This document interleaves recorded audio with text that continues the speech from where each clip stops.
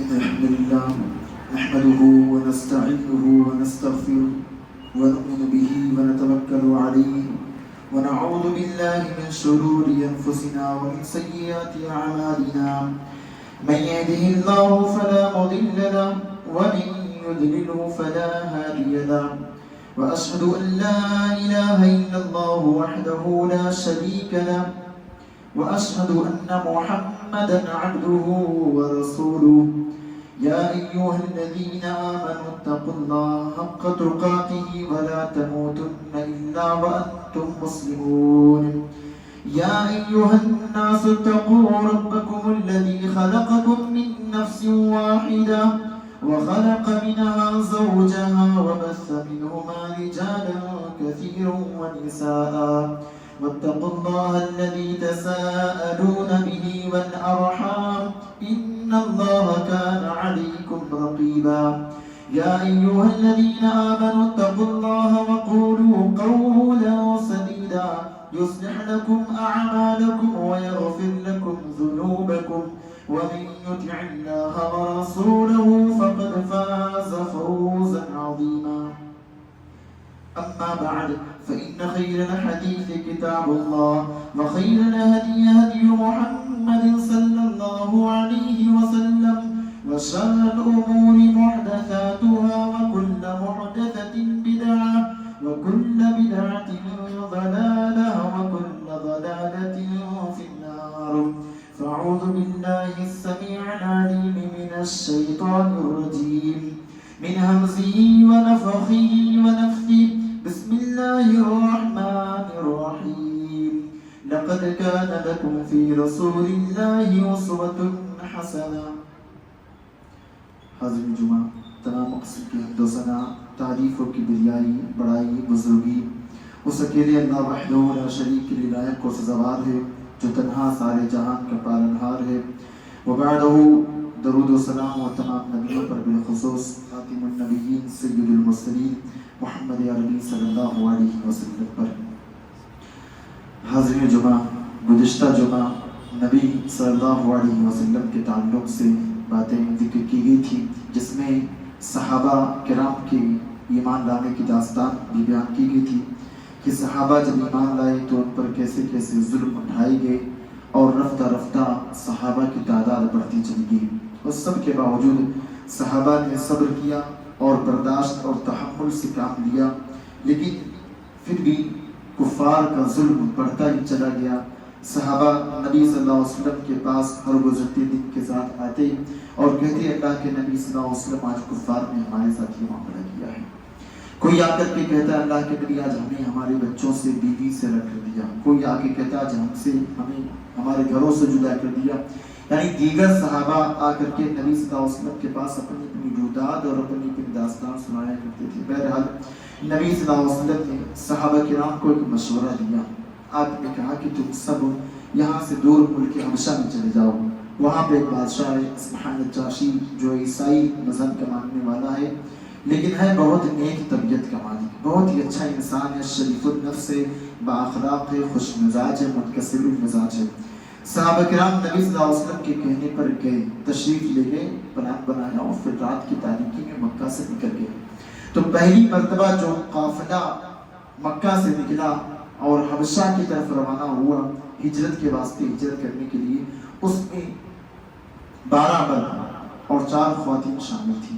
وہ لوگ جب نکلے مکہ سے رات کی تاریکی میں تو وہاں کے بندرگاہ پہ 2 کشتیاں تیار تھیں. پہلے ہی اللہ تعالیٰ کی مدد تھی کہ وہ لوگ کشتی پر سوار ہوئے تو 16 مرد اور 4 عورتیں, 12 مرد اور 4 عورتیں یعنی 16 افراد مکمل طور سے مکہ سے نکلے اور ملک حبشہ پہنچے.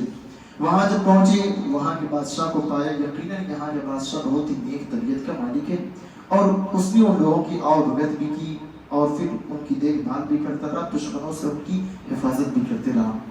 اسی طرح سے سارے کافر جو تھے مکہ کے کافی غمزدہ ہوئے, پریشان ہوئے اور بے چین ہوئے کہ آخر ہمارے گھر کے لوگ, ہمارے مکہ کے لوگ, اسلام کے ماننے والے لوگ بناخر مکہ کو چھوڑ کے حبشہ چلے گئے. تو چیبہ جبی ہوئے, پریشان ہوئے کیسے کیا کیا جائے. ان لوگوں نے کچھ اپنے لوگوں کو بھیجا کہ آپ جائیں اور جا کر کے حبشہ میں ان لوگوں کو سمجھائیں، ان کو بتائیں، اگر وہ نہ مانے تو وہاں کے بادشاہ سے بات کریں۔ وہاں کے لوگ گئے، وہاں کے بادشاہ سے بات کیا، ایک بادشاہ نے دیکھنے سے انکار کیا۔ اسی طرح پھر صحابہ رضوان اللہ علیہ مجمعین مکہ میں بھی اسلام لاتے گئے اور مکہ میں بھی تعداد بڑھتی گئی۔ وہاں پر 16 افراد اسلام کے ماننے والے پہنچ چکے ہیں۔ اللہ کے نبی صلی اللہ علیہ وسلم ایک مرتبہ آپ اچانک حرم تشریف لے گئے، وہاں پہ آپ نے سورۃ النجم کی تلاوت شروع کر دی۔ سارے لوگ جو کفار و مشرکین تھے، جن لوگوں نے ابھی تک قرآن شریف کی آیتوں کو سنا نہیں تھا، وہ لوگ بھی اللہ کے نبی کے منہ سے، اللہ کے نبی کے زبان مبارک سے جب سورۃ النجم کی تلاوت سننی شروع کی تو ان کے جسم کی رونگٹیں کھڑی ہو گئی، انہیں ہوش ہی نہ رہا۔ چونکہ اولا تو قرآن کی تاثیر، نمبر 2 پڑھنے والے محمد صلی اللہ علیہ وسلم، اس سے پہلے ان لوگوں نے قرآن کو اس طرح نہیں سنا تھا جیسے آج سن رہے تھے۔ اس سے پہلے ان کا معمول تھا کہ لا تسمعوا لهذا القرآن والغوا فيه لعلكم تغلبون۔ جب بھی محمد صلی اللہ علیہ وسلم اور آپ کے صحابہ قرآن کی تلاوت کریں تو تم قرآن کو مت سنو، کانوں میں انگلی ڈال لو، روئی ڈال لو اور کانوں کو بند کر لو۔ لا تسمعوا لهذا القرآن والغوا، اور شور و غوبہ کرو، شور مچاؤ، ہلا گلا کرو، وَلَغَوْا فِي لَعَلَّكُمْ تَغْلِبُونَ، اس لیے تاکہ تم غالب رہو اور تمہارے شور کی آواز کی وجہ سے، تمہارے شور و غوبہ کی وجہ سے، تمہارے چلانے کی وجہ سے اللہ کے نبی کی آواز دب جائے گی اور تمہارا چلانا تیز ہو جائے گا، کوئی نبی صلی اللہ علیہ وسلم کی تلاوت کو سن نہیں پائے گا۔ لیکن جب نبی صلی اللہ علیہ وسلم نے حرم میں سورۃ النجم کی تلاوت فرمائی تو سارے سرداران جو مکہ کے باشندے تھے، جو آپ کے آس پاس تھے، سب ہماتن گوش ہو کر کے سننے لگے، حتیٰ کہ اللہ کے نبی پڑھ رہے ہیں وہ سن رہے ہیں، کسی کو ہوش نہیں رہا، یہاں تک کہ اللہ کے نبی نے آخری آیت کریمہ پڑھی فَاسْجُدُوا لِلَّهِ وَاعْبُدُوا، سجدہ کرو اللہ تعالیٰ کے لیے اور عبادت کرو۔ اللہ کے نبی تو سجدے میں گئے، جو کفار تھے، جو مشرکین تھے، جو آپ کی دعوت کو مٹانے والے تھے، اور سب بھی سجدے میں گر پڑے۔ قرآن کی تاثیر کا اثر ہوا، اور کفار جو آپ کے دشمن تھے، جو قرآن کو سننا نہیں چاہتے تھے، جو آپ کے دین کو مٹانا چاہتے تھے، جن کی وجہ سے نبی کے صحابہ مکہ کو چھوڑ کے حبشہ گئے، وہ سارے لوگ خود سجدے میں گر پڑے۔ قرآن کی تاثیر ہوتی، نبی کی زبان مبارک میں اللہ تعالیٰ نے وہ اثر ڈالا۔ اسی طرح سے پھر دوسری ہجرت کا معاملہ ہوا، لیکن دوسری ہجرت سے پہلے ایک اور چیز پیش آئی۔ یہ جو واقعہ پیش آیا سورۃ النجم والا، جو چند لوگ جو حبشہ جا چکے تھے ان تک یہ خبر پہنچی، مکہ کے لوگ مسلمان ہو گئے۔ خبر پہنچی، غلط طریقے سے پہنچی، دوسرے انداز میں پہنچی، ان لوگوں نے سجدہ کیا تھا، لیکن وہاں خبر پہنچی کہ مکہ کے لوگ مسلمان ہو گئے۔ اب وہ لوگ وہاں سے نکلے کہ چلو بھائی ہمارے مکہ کے لوگ، ہمارے گھر، ہمارے اہل و عیال کے لوگ مسلمان ہو گئے، چلو وہاں چلتے ہیں، ان کے بیچ میں رہیں گے، نبی کے پاس چلتے ہیں۔ سارے لوگ وہاں سے کشتی پر سوار ہوئے اور مکہ میں تشریف لا رہے ہیں۔ ایک دن سے بھی کم کا فاصلہ باقی ہے، اب یہ کہ مکہ میں کل پہنچ جائیں گے یا آج رات میں پہنچ جائیں گے۔ اب انہیں خبر ملی کہ آپ کو جو خبر پہنچی تھی وہ جھوٹی تھی، بلکہ ان لوگوں نے سجدہ کیا تھا، نبی پر اسلام نہیں لائے تھے۔ اب لوگوں کے تو ہوش اڑ گئی، ہکا بکا بالکل رہ گئے۔ بعض لوگ وہاں سے پلٹ گئے کہ جب لوگ مسلمان ہوئے ہی نہیں، وہاں سے پلٹے اور پھر حبشہ روانہ ہو گئے۔ چند لوگ، ان لوگوں نے کہا نہیں بھائی ہم تو یہاں تک آ چکے ہیں، مکہ کے اندر داخل ہو گئے، اور قریش کے کچھ لوگوں کی پناہ حاصل کی اور مکہ میں آئے۔ جب وہ مکہ میں آئے، کفار کو معلوم چلا تو کفار نے ان کی بڑی بے دردانہ اور بڑی بے رحمانہ طور پہ ان کی ضیافت کی، ان کو مارا، پیٹا، عزت و کوب کیا، ان کا ظلم اور زیادہ بڑھ گیا۔ ان لوگوں نے مہاجرین کو تو پیٹا، خصوصاً ان کو پیٹتے تھے، مارتے تھے، زد و کوب کرتے تھے، مکہ کے لوگ بھی تھے، ان کے گھر کے لوگ بھی تھے، اور جو عام مسلمان تھے ان کو بھی مارا جانے لگا۔ اسی طرح سے ایام گزرتے گئے، دن چلتے گئے، بڑھتے گئے، راتیں اور صبح و شام گزرتے گئے، بالآخر نبی صلی اللہ علیہ وسلم صحابہ کرام کو دوسری ہجرت کا حکم دیا کہ کفار کا ظلم بڑھ گیا ہے، مسلمان تعداد میں زیادہ ہو رہے ہیں الحمدللہ، چکا ہے، اتنا ظلم ہو چکا ہے کہ ظلم کی تاب بھی نہیں لا رہے. تو اللہ کے نبی نے کہا کہ دیکھو اب تم لوگ ہجرت کر جاؤ مکہ سے پھر سے ملک حبشہ میں. کافر کفار مکہ چوکنا ہو چکے تھے پہلے ہی. وہ چوکنا تھے، ہوشیار تھے، محتاط تھے کہ ہو نہ ہو ہمارے ظلم کی وجہ سے دوبارہ ہی ہجرت کر جائے. نبی صلی اللہ علیہ وسلم نے صحابہ کو حکم دیا. صحابہ تیاری کرنے لگے. ادھر وہ لوگ بھی بندرگاہ وغیرہ پہ رہتے تھے کہ کسی طرح سے مسلمان مکہ کو چھوڑ کے جانا پڑا. لیکن مسلمان تو مستعد تھے، تیار تھے، نبی کے حکم پر جان نثار کرنے والے تھے. ان لوگوں نے کہا نبی نے کہا تو جانا ہے. یہ موقع کی تلاش میں تھے اور ایک رات نکل بھی گئی. اور اس ہجرت 82 یا 83 مرد شامل تھے، 18 یا 19 عورتیں شامل تھیں. دوسری ہجرت میں ان لوگوں نے بھی ملک حبشہ میں ہجرت کیا، وہاں پہنچے، وہاں گئے. اب مکہ والے اور زیادہ پریشان ہو گئے. پھر ان لوگوں نے عمر بن عاص جو مسلمان نہیں ہوئے تھے اور عبداللہ بن ربیعہ کو بھیجا نجاشی کے پاس، بڑے تحفے، تحائف، گفٹ وغیرہ دے کر کے. اب وہ گئے حبشہ میں پہنچے، نجاشی سے ملاقات کی، تحفے تحائف دیے. اب مسلمانوں کے بارے میں انہوں نے شکایت کی کہ ہمارے گھر کے لوگ، ہمارے خاندان کے لوگ، ہمارے شہر کے لوگ اپنے دین کو چھوڑ کر کے آپ کے شہر میں آ گئے. اور عجیب بات یہ ہے کہ انہوں نے ہمارے دین کو چھوڑا ہے، آپ کے دین کو بھی ایکسپٹ نہیں کیا ہے، بلکہ انہوں نے ایک نیا دین ایجاد کیا ہے. نجاشی نے مسلمانوں کو بلایا، سارے مسلمان آئے. حضرت علی رضی اللہ تعالیٰ عنہ کے بڑے بھائی، اللہ کے نبی کے چچیرے بھائی حضرت جعفر بن ابو طالب رضی اللہ تعالیٰ عنہ نے ایک بہترین انداز میں گفتگو کی، بلکہ تقریر کی، اور ایسی جامع تقریر کی کہ نجاشی کی آنکھوں سے آنسو بہہ پڑے. اور نجاشی کی اگل بغل جو سفرا، جو وزراء جو کھڑے تھے، وہ سب بھی رونے لگے. زبردست تقریر. انہوں نے کہا کہ ہم لوگ کیسے تھے پہلے، ہم بت کی پوجا کرتے تھے، ہم میں ایک دوسرے کو مارتا، غریب جو تھا امیر غریب پر ظلم ڈھاتا تھا، سود ہم کھاتے تھے، زناکاری ہم کرتے تھے، شرک ہم کرتے تھے، پڑوسی کو ہم سلاتے تھے، اللہ رسول کو ہم مانتے نہیں تھے. یعنی ساری برائیاں، ظلم و زیادتی، کفر و عناد سب ہمارے اندر تھا.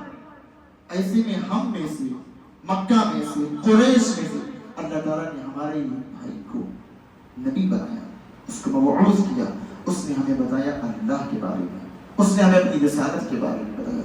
اس نبی نے ہمیں بتایا کہ سارے انسان برابر ہیں، عدل کے نظام کو قائم کیا. اس نبی نے یہ بتایا ظلم کسی پر نہیں کرنا، چاہے وہ امیر ہو یا غریب ہو. اس نبی نے ہمیں سود سے منع کیا، اس نبی نے ہمیں زنا سے منع کیا، اس نبی نے ہمیں پڑوسی پر ظلم کرنے سے منع کیا. گویا ساری خوبیاں نبی صلی اللہ علیہ وسلم نے جو تعلیمات دی تھی سب بیان کی. تو نجاشی صاحب نے کہا عمر بن عاص اور عبداللہ بن نبی، تم یہ بات جان لو، میں ان مسلمانوں کو کسی بھی حال میں مکہ سے چھوڑنے والا، مدینہ حبشہ سے چھوڑنے والا نہیں ہوں. میں ان کو تمہارے حوالے نہیں کروں گا. اب تم لوگ یہاں سے چلے جاؤ. عمر بن عاص اور عبداللہ بن نبی دونوں جانے لگے. لیکن عمر بن عاص نے کہا عبداللہ کل میں ایک ایسی چال چلوں گا کہ نجاشی خود ان کو بھیج دے گا ہمارے ساتھ. عبداللہ بن نبی نے کہا دیکھو بھائی ایسا کوئی گڑبڑ کام مت کرنا، ایسا کوئی غلط کام مت کرنا جس سے وہ کوئی تکلیف پہنچے. گرچہ وہ ہمارے دین کو چھوڑ دیا، مسلمان ہو چکے، ہے تو ہمارے اپنے گھر کے ہیں، ہمارے اپنے کنبے قبیلے، ہمارے اپنے خاندان کے. انہوں نے کہا ٹھیک ہے، لیکن میں اپنا پیغام ضرور نجاشی کو پہنچاؤں گا. دوسرے دن نجاشی کے سامنے عمر بن عاص پہنچے. انہوں نے کہا کہ آپ کو معلوم ہونا چاہیے حضرت عیسیٰ کے بارے میں کچھ اور کہتے ہیں. نجاشی عیسائی تھا. اس نے کہا کیا کہتے ہیں؟ حضرت جعفر نے بتایا کہ ہم وہی کہتے ہیں جو اللہ تعالیٰ نے کہا، جو حضرت محمد صلی اللہ علیہ وسلم نے ہمیں تعلیم دی. یعنی حضرت عیسیٰ علیہ السلام ایک کماری، پاک دامن، پاکیزہ عورت کے بدن سے جنمے، پیدا ہوئے. حضرت عیسیٰ اللہ تعالیٰ کی روح ہے، اللہ تعالیٰ کا کلمہ ہے، اس کے سبب اور اللہ کے نبی، اس کے علاوہ کچھ نہیں۔ نجاشی نے کہا جو تم نے بات کہی ہے بالکل وہی ہمارے دین اور عقیدے کی ہے۔ اس کے بعد جو ہے نجاشی نے عمرو بن عاص کو، عبداللہ بن ربیعہ کو کہا تم لوگ جاؤ اور جو تمہارے تحفے ہیں جو تم لے کر کے آئے اس کو بھی لے کر کے چلے جاؤ، اور آج کے بعد سے اگر کسی نے حبشہ میں بسے ہوئے مسلمانوں پر ظلم کیا تو گویا اس نے مجھ پر ظلم کیا۔ آج کے بعد اگر کوئی ان کو گالی دے گا تو اس پر تاوان ڈالیں گے، جرمانہ لگائیں گے، اور مسلمان بڑے ہی سکون سے وہاں پہ رہنے لگے۔ تو یہ ہے ہجرت حبشہ۔ دیکھیے بھائی، دین بچانے کے لیے گھر چھوڑا، بعض نے بیوی کو چھوڑا، بعض نے بچوں کو چھوڑا، بعض نے اپنا سب کچھ چھوڑ دیا، تنے تنہا نکل گئے۔ وہ انشاءاللہ داستان آگے کی خطبات میں آئے گی، صحابہ کرام کے بارے میں کس نے کیا کیا چھوڑا، کیسے کیسے چھوڑا، لیکن دین کو نہیں چھوڑا، دین کو نہیں چھوڑا۔ تو یہ دو ہجرت ہوئی۔ پہلی ہجرت میں 12 مرد 4 عورتیں شامل تھیں، دوسری ہجرت میں 82 یا 83 مرد 18 یا 19 عورتیں، اتنی افراد شامل تھے، 100 کے قریب۔ تو یہ ہجرت ہو چکی ہے۔ اب جو ہے قریش کے لوگ آتے ہیں اللہ کے نبی کے چچا ابو طالب کے پاس، آ کر کے کہتے ہیں ابو طالب آپ کا بھتیجا رک نہیں رہا ہے، دعوت دے رہا ہے، پھیلاتا جا رہا ہے، کیوں ایسا نہ ہو کہ آپ اس کو دعوت سے روک دیجئے ورنہ ہم اس کو قتل کر دیں گے۔ ابو طالب گئے نبی کے پاس، نبی نے کہا چچا اگر ان لوگوں نے میرے ایک ہاتھ میں سورج بھی رکھ دیا اور دوسرے ہاتھ میں چاند بھی رکھ دیا پھر بھی میں اس دعوت کے کام کو چھوڑ نہیں سکتا۔ یہ اللہ کے نبی صلی اللہ علیہ وسلم کا جذبہ تھا دعوت کے تعلق سے۔ پھر لوگ دوسری مرتبہ ابو طالب کے پاس آئے، پھر کہا کہ دیکھو تمہیں کوئی لڑکا چاہیے، ہم مکہ کا سب سے خوبصورت، سب سے حسین و جمیل، سب سے زیادہ طاقتور، سب سے بڑا نوجوان لڑکا تمہیں دیں گے، تم تلاش کرو، اور ہم چاہتے ہیں بس تم محمد صلی اللہ علیہ وسلم کو ہمارے حوالے کر دو۔ ابو طالب نے کہا واہ تمہاری کیسی سوچ ہے، میں تمہیں اپنا بیٹا دوں تاکہ تم میرے بیٹے کو، میرے بھتیجے کو قتل کروں، اور تم مجھے اپنا بیٹا دو تاکہ میں تمہارے بیٹے کو کھلاؤں پلاؤں بڑا کروں پوسوں۔ یہ کہاں کا انصاف ہے؟ بہرحال اللہ کے نبی صلی اللہ علیہ وسلم دعوت پر جمے رہے اور ابو طالب برابر آپ کا ساتھ دیتے رہے۔ اسی طرح سے آگے عتبہ بن ربیعہ نبی صلی اللہ علیہ وسلم کے پاس پہنچا، نبی کو روکنے کے لیے دعوت سے، اور کہا اے محمد صلی اللہ علیہ وسلم آپ اپنی دعوت سے رک جائیے، آپ جو کہیں گے ہم وہ کریں گے۔ آپ چاہتے ہیں، اگر آپ کے دل میں خواہش ہے کہ مکہ کی سب سے حسین و جمیل اور خوبصورت عورت سے آپ کی شادی ہو تو ہم آپ کی شادی کرائیں گے پورے مکہ کی سب سے زیادہ خوبصورت عورت سے۔ پھر کہا اگر آپ چاہتے ہیں کہ آپ ہمارے سردار بن جائیں تو بخدا ہم آپ کو اپنا سردار ابھی مان لیں گے، اور اگر آپ چاہتے ہیں کہ ہم آپ کو اپنا بادشاہ بنا دیں تو ہم آپ کو اپنا بادشاہ بھی بنا دیں گے۔ اگر آپ کو مال چاہیے تو ہم آپ کو اتنا مال دیں گے کہ پورے مکہ میں سب سے بڑے مالدار آپ ہو جائیں گے، اور اگر آپ پر کوئی جادو ہوا ہے، کوئی ٹونا ہوا ہے تو ہم اس کا علاج کرائیں گے۔ کب تک؟ جب تک کہ آپ شفا یاب نہ ہو جائے، اور ہم اس میں اتنا مال خرچ کریں گے، اتنا مال خرچ کریں گے جب تک کہ آپ مکمل طور سے ٹھیک نہ ہو جائے۔ اللہ کے نبی نے کہا عتبہ تمہارا ہو چکا، تم کہہ چکے، اب میں کہنے جا رہا ہوں اس کو سنو۔ اس نے کہا کہیے میں سنتا ہوں۔ اللہ کے نبی نے سورہ حمید السجدہ کی تلاوت فرمائی۔ اب وہ بالکل گشتے بدلتا ہے، حیران و ششدر رہ گیا قرآن کو سن کر کے۔ نبی کے مبارک منہ سے جب سنا قرآن کو، سنتا ہی رہا، جو بات لے کر کے آیا وہ تو خود بھول گیا۔ مکہ کے جو لوگ تھے کہنے لگے عتبہ جس حساس بساس چہرے کو لے کر کے پہنچا تھا، گیا تھا یہاں سے، وہ چہرہ لے کر کے لوٹ نہیں رہا، بلکہ اس کے چہرے پہ افسردگی اور ندامت، شرمندگی چھائی ہوئی ہے۔ وہ آ کر کے کہنے لگا دیکھو محمد صلی اللہ علیہ وسلم جو کلام پڑھتے ہیں کوئی انسانی کلام نہیں ہے، بہت ہی زیادہ تاثیر ہے ان کے کلام میں۔ اس کے بعد وہ کہنے لگا تم اللہ کے نبی کو ان کی حالت میں چھوڑ دو، اگر وہ غالب آ گئے تو اس سے تمہاری عظمت، تمہاری رفعت بلند ہوگی کہ تمہارے ہی گھر کا ایک بچہ، تمہارے ہی خاندان کا بچہ، تمہارے ہی ملک کا بچہ لوگوں کا حکمراں بن گیا ہے، اور اگر ان کو کسی نے قتل کر دیا تو تمہارا ہی کام آسان ہو جائے گا۔ انہوں نے کہا مجھے اتنا ہی کہنا تھا سو میں نے کہہ دیا۔ اس کے بعد جو ہے عتبہ بن ربیعہ تو آیا نبی کے پاس، اور بھی لوگ آتے گئے، کسی طرح نبی مان جائیں، ہمارے خداؤں کو برا نہ کہیں، توحید کی دعوت نہ دیں، یہی ان کی سوچ تھی۔ بالآخر معاملہ اتنا سنگین پکڑا، اتنا سنگین پکڑا کہ نبی صلی اللہ علیہ وسلم کے گھر والوں کا بائیکاٹ بھی کیا جانے لگا۔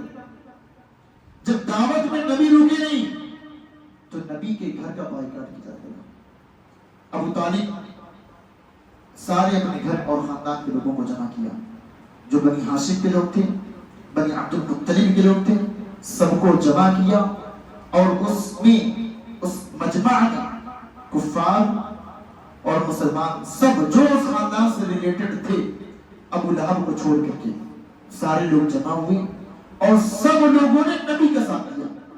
مسلمان تھے تو دیے، جو غیر مسلم تھے وہ بھی نبی کا ساتھ دیے، اپنی قوم کی بنا پر، قومیت کی بنا پر اور حمیت کی بنا پر انہوں نے اللہ کے نبی صلی اللہ علیہ وسلم کا ساتھ دیا۔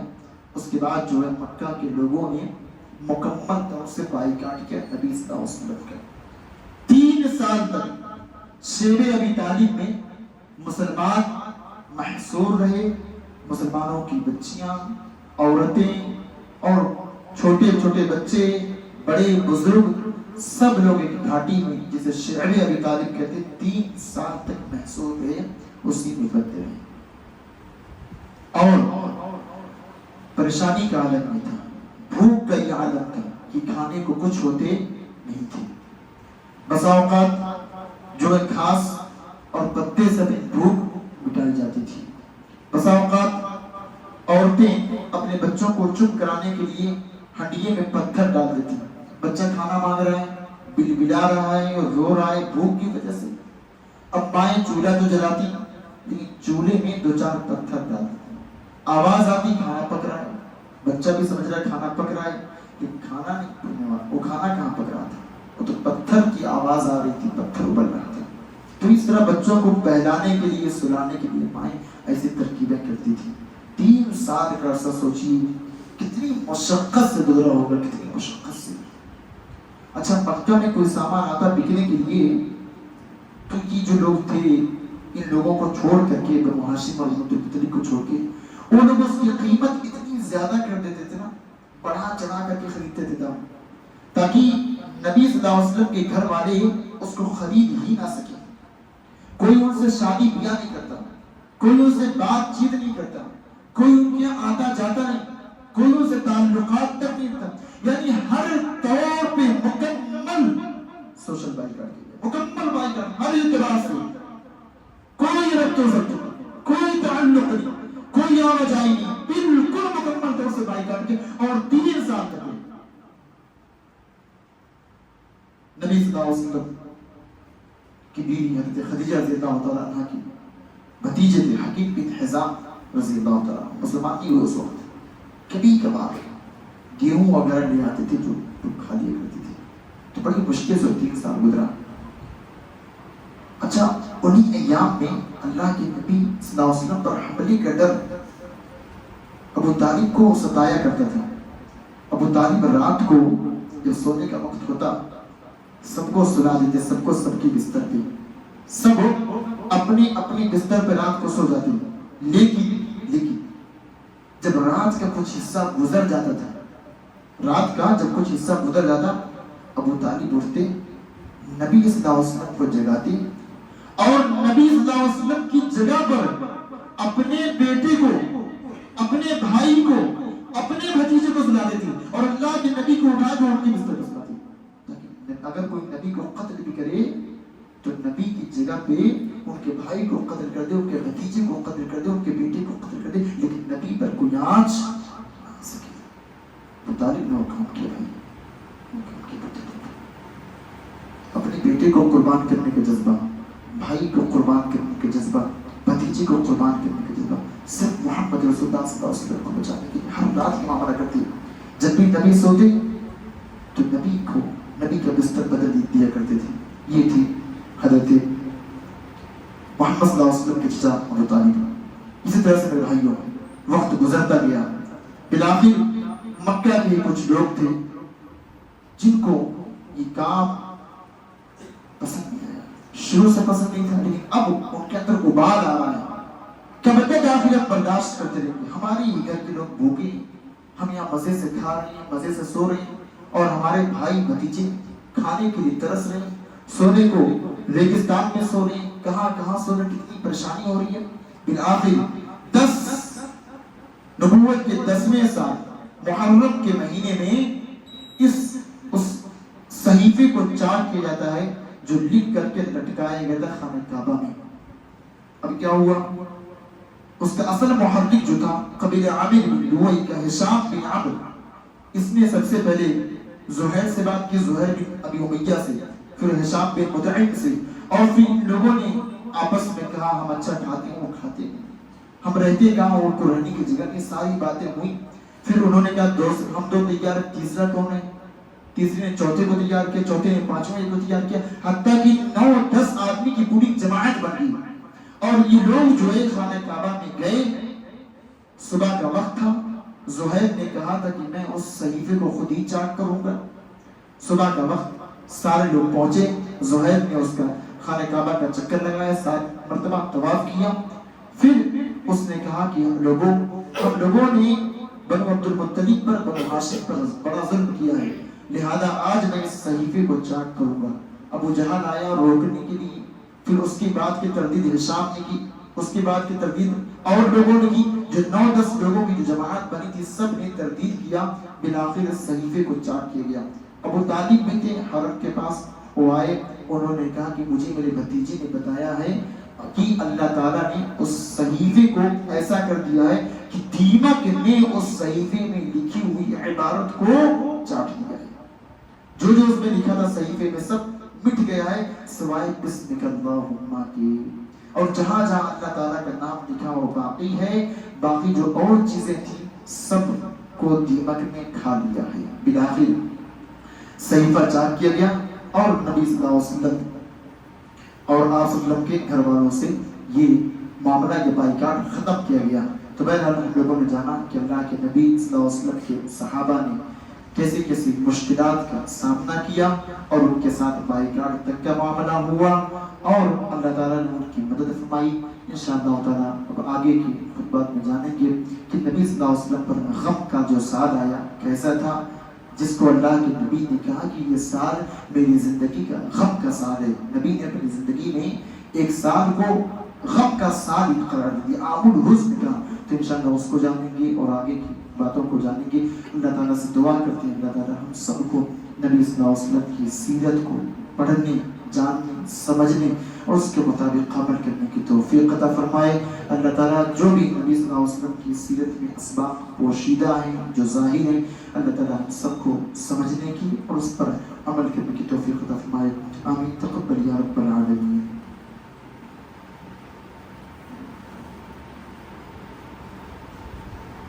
الحمد لله نحمده ونستعينه ونستغفره ونؤمن به ونتوكل عليه ونعوذ بالله من شرور انفسنا ومن سيئات اعمالنا. من يهده الله فلا مضل له ومن يضلله فلا هادي له, واشهد ان لا اله الا الله وحده لا شريك له, واشهد ان محمدا عبده ورسوله. ان الله وملائكته يصلون على النبي يا ايها الذين امنوا صلوا عليه وسلموا تسليما. اللهم صل على محمد وعلى آل محمد كما صليت على إبراهيم وعلى آل إبراهيم إنك حميد مجيد. اللهم بارك على محمد وعلى آل محمد كما باركت على إبراهيم وعلى آل إبراهيم إنك حميد مجيد. عباد الله رحمكم الله، إن الله يأمر بالعدل والإحسان وإيتاء ذي القربى وينهى عن الفحشاء والمنكر والبغي يعظكم لعلكم تذكرون. اذكروا الله يذكركم وادعوه يستجب لكم ولذكر الله تعالى أعلى وأولى جل وأتم وأكبر والله يعلم ما تصنعون.